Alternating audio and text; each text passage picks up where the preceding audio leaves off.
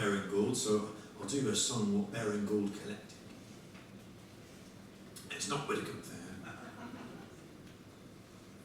Do you know there's many versions of Widecombe Fair actually, and some that claim to be far more authentic than the one we all know. It's very controversial. And Bob Can from South Seal, where I live now, he sang a version that's pretty much the same as the Westerways of Belston sang, and they were adamant that was the real version with quite a few very different names like George Parsley and Philly Wingpots. And yes, and apparently Baring Gould kind of sort of chose the best bits and made the version we all know today. Anyway, more of that later. But I'll do a song that he collected on Dartmoor, and he did a wonderful job. I should say, for those of you who don't know, he was a Victorian folk song collector. Well, that was one thing that he did. He did many things. He was a vicar, a parson. He was also a prolific author, and he wrote on many topics: history and geology, and the lives of the saints, and folklore, and all things about Dartmoor and beyond. He travelled all over Europe, and I think one of the weirdest books he wrote was an anthology on the history of werewolves, which is an interesting topic for a vicar. But I think, well, maybe if you are a vicar on Dartmoor, you need to know about werewolves, because we do have a lot of them.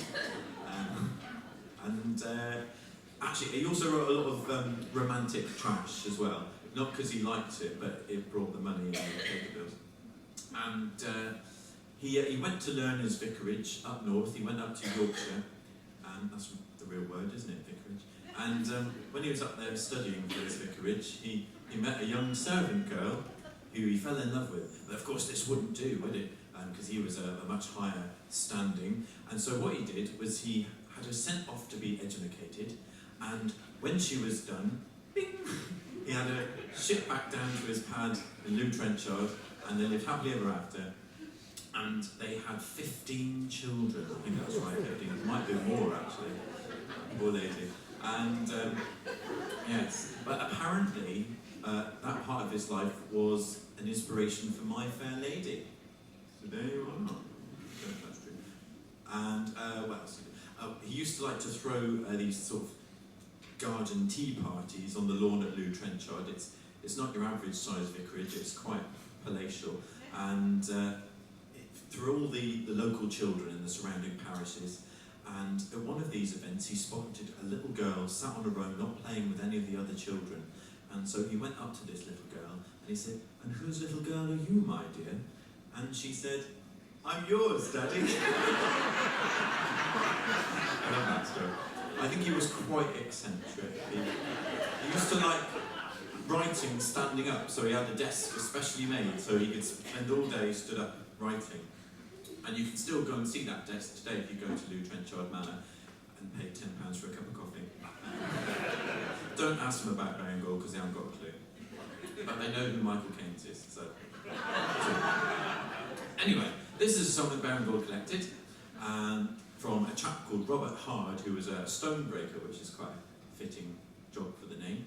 And being a Victorian man, when he collected songs that were a little bit risque, he would either do one of two things. He would either not publish it, or he would drastically edit it before he published it, and make it all about flowers and pretty things, which is what he did to this next song.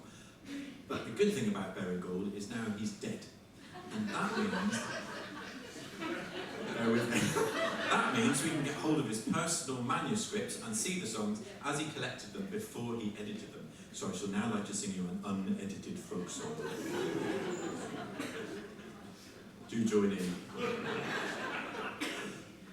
As I walked out one morning, the 14th of July, I met a maid, she asked my trade, and this I did reply. It is my occupation, love, to go from town to town, with scythe all on my shoulder for to mow the meadows down. Oh, to mow the meadows down. That's your bit. Well, she said, my pretty young man, a mower if you be, I'll find you some employment if you'll come along with me. For I have a pretty meadow that's kept for you in store. It's on the dew, I tell you true, 'twas never mowed before. Oh, 'twas never mowed before. Oh, in my little meadow you'll find no hills, no rocks.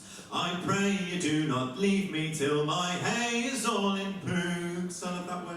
Oh, mower man, you promised me that day you would not bear your scythe elsewhere till you had cut my hay. Oh, till you had cut my hay. Well, I said, my pretty fair maid, by thee I cannot stay, for I must go far off to mow another field of hay. But if the grass be all cut down in the country where I go, then maybe I'll return to you, and come your hay to mow. Oh, and come your hay to mow. Well, summer being overpast and the harvest time is o'er, the gentle mower's far away, he comes to me no more. It's worse than that. And where he is I cannot tell, 'tis far beyond the hills. Alas, all in my meadow green, the grass is growing still. Oh, the grass is growing